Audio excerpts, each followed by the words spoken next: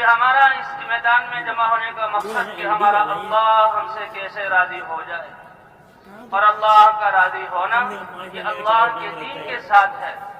کہ جو دین اللہ نے زندگی گزارنے کا طریقہ انسانوں کے لیے بنایا،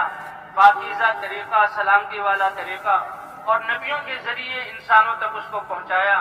اور نبیوں کی محنت سے یہ دین انسانوں میں زندہ ہوا، اور جن لوگوں نے اس دین کو اپنایا اللہ نے ان کو دنیا میں بھی سرخرو کیا اور آخرت میں بڑی کامیابی اور درجات دینے کا وعدہ فرمایا۔ یہ دین اللہ کا زندہ ہو جائے۔ Subscribe Al Bayanat Tube تو Official. اللہ تعالیٰ نے اس دین میں اللہ نے دنیا اور آخرت کی کامیابی رکھی ہے، اور انبیاء کو اس کی محنت کے لیے بھیجا ہے۔ تو ہمارے یہاں جمع ہونے کا مقصد کہ اللہ کا دین ہماری زندگیوں میں کیسے زندہ ہو جائے، اور حضور صلی اللہ علیہ وسلم کی ختم نبوت کے صدقے اللہ نے یہ محنت اس امت کو دی ہے، تو یہ پوری کی پوری امت اس محنت کو کیسے حضور صلی اللہ علیہ وسلم کے طریقے پر کرنے والی بن جائے۔ تو بھئی اس نسبت پر جمع ہونا، اس میدان میں آنا، یہ اللہ کو راضی کرنے والی چیز ہے اور اللہ کی طرف سے بڑے انعامات دلانے والی چیز ہے۔ تو ہمارا اس میدان میں جمع ہونا، اے اللہ تو نے ہمیں جس مقصد کے لیے دنیا میں بھیجا، انسان بنایا، دین عطا فرمایا، یہ دین ہماری زندگیوں میں زندہ ہو جائے، اور ہمیں حضور صلی اللہ علیہ وسلم کی امت میں بنا کر ہمیں وہ ذمہ داری عطا فرمائی جو آپ نبیوں کو دیا کرتے تھے۔ اے اللہ پوری امت اس محنت پر کھڑی ہو جائے اور دنیا کے ایک ایک انسان کو ہدایت مل جائے۔ اے اللہ ہم اس لیے جمع ہوئے، اس نسبت پر جمع ہونے کی وجہ سے اللہ کی طرف سے کیا انعام کہ ہم جو جمع ہوئے ہیں، یہاں جمع ہونے میں ایک ادنا سی ناگواری اور ہلکی سی مشقت کہ گرد و غبار کا جسموں پر آنا، چلنے پھرنے کی وجہ سے جسم پر غبار پڑ رہا ہے، اور پھر فضاؤں میں ہمارے غبار ہے، یہاں آسمان تلے بیٹھنے کی وجہ سے جسموں پر غبار پڑ رہا ہے، یہ ہلکی سی اس راستے کی ناگواری ہے۔ اس ناگواری کا انعام جو حدیث پاک میں اللہ کے رسول نے فرمایا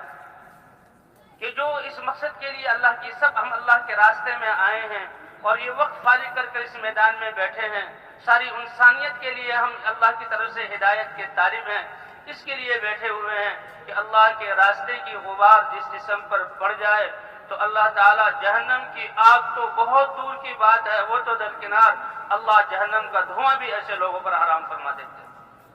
یہ ہلکی سی ناگواری کا سبب۔ اور ایک حدیث سنی ایک عالم سے کیا کہ قیامت میں جب لوگ اللہ کے میدان محشر میں اللہ کے دربار میں پیش ہوں گے، کچھ لوگوں کے لیے کہا جائے گا کہ ان کے لیے عرش کے سامنے ممبر بچھاؤ، تو وہ ان ممبروں پر بیٹھیں گے، تو وہ دیکھیں گے کہ ان کے اور جنت کے درمیان جو ان کے اور اللہ کے عرش کے بیچ میں مشک کے ٹیلے ہیں،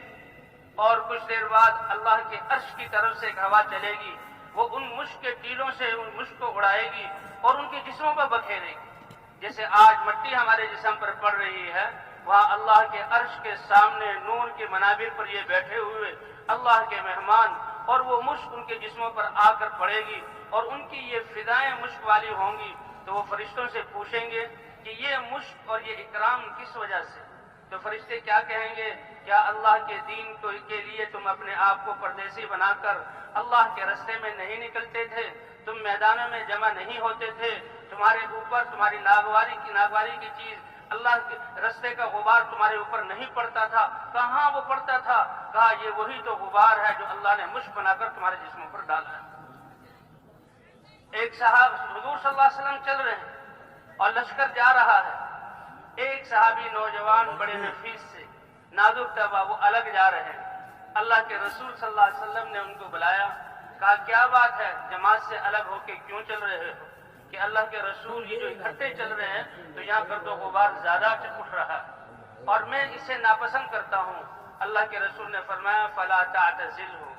اس گرد و غبار سے تم اپنے آپ کو الگ نہ کرو، اور دلیل بھی دی کہ دنیا میں تو تمہیں یہ گرد و غبار کی صورت میں نظر آ رہا ہے، انہا لضریرۃ لک فی الجنہ، جنت میں تو یہ مشک بنا کر تمہارے اوپر ڈالا جائے گا۔